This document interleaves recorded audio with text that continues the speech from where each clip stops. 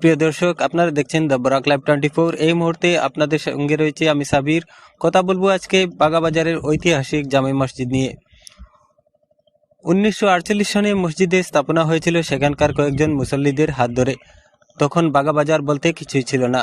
রাস্তার পাশে কয়েকটি ঘর ছিল মাত্র, দোকানপাটও ছিল না বললেই চলে। বেশিরভাগ পায়ে হেঁটে চলাফেরা করতেন এলাকাবাসী। জানা গিয়েছে পশ্চিম দোলাইয়ের মুসল্লিদের হাতে 1948 সনেই গড়ে উঠেছিল একমাত্র মসজিদ। ধীরে ধীরে জনসংখ্যা বৃদ্ধির সাথে সাথে গড়ে ওঠে অন্যান্য মসজিদগুলি। বনগ্রামস্থিত বাগাবাজারের এই মসজিদটি 1997 সালের পুনঃ নির্মাণ করার সূচনা করা হয়। বর্তমানে এই মসজিদটি বরাক উপত্যকা সহ গোটা উত্তর পূর্ব ভারতের সবচেয়ে নজরকাড়া ও সুন্দর মসজিদগুলির মধ্যে স্থান লাভ করেছে।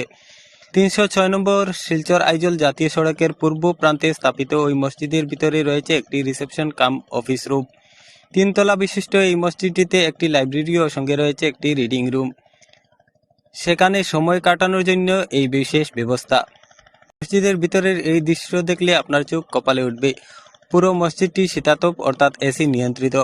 মুসল্লিরা বিনা কষ্ট উপভোগ করে মহান আল্লাহর করে সালাত আদায় করার জন্য বিভিন্ন ব্যবস্থা করা হয়েছে। মসজিদের দেওয়ালে আল্লাহ ও তার রসুলের বিভিন্ন বাণী সুন্দরভাবে প্রদর্শন করা হয়েছে। মুসল্লিদের অজু করার সুবিধার্থে মসজিদের অজুখানায় ঠান্ডা এবং গরম জলের ব্যবস্থাও রয়েছে। এছাড়া পানীয় জল ও ঠান্ডা গরম পাওয়া যায় এই মসজিদটিতে সিসিটিভি ক্যামেরার দ্বারা নিয়মিত নিয়ন্ত্রণ করা হয়। মসজিদে মোট 2 জন ইমাম এবং একজন সাফাই কর্মী সহ খাদিমের সংখ্যা 3 জন বলে জানা গিয়েছে।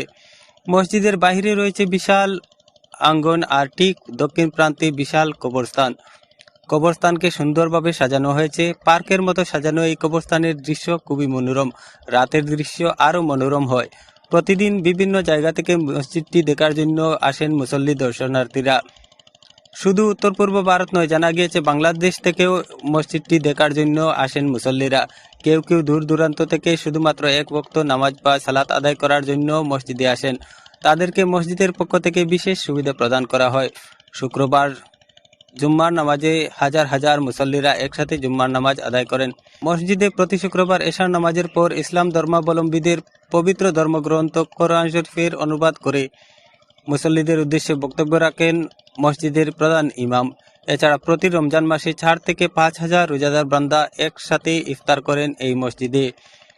মসজিদের প্রধান ইমাম আলহাজ হজরত মৌলানা আফজল হোসেন লস্কর। তিনি 21 বছর ধরে মসজিদের ইমাম হিসাবে নিয়োজিত রয়েছেন বলে জানা যায়। মসজিদের বর্তমান সম্পাদক মাধবচন্দ্র দাস কলেজের প্রাক্তন অধ্যাপক সাবির আহমেদ চৌধুরীর নেতৃত্বাধীন কমিটির সদস্যরা মসজিদটিকে ঐতিহাসিক রূপ দিতে আপ্রাণ প্রয়াস চালিয়ে যাচ্ছেন। আরও জানা যায়, প্রতিবছর ঈদ উল আদাতে মসজিদের পক্ষ থেকে গরিব হতদরিদ্র মানুষকে বিভিন্ন সামগ্রী ও আর্থিক সাহায্য করা হয়। এর জন্য মুসল্লিরা মুক্ত হস্তে দান করেন মসজিদটি চালানোর জন্য প্রতি পরিবার নিয়মিত চাঁদা দিয়ে সাহায্য করেন বলে জানা যায়। প্রিয় দর্শক, আমাদের এই প্রতিবেদন আপনাদের কেমন লেগেছে কমেন্ট বক্সে নিশ্চয়ই জানাবেন এবং চ্যানেলটি ফলো করে পাশে থাকবেন। ধন্যবাদ।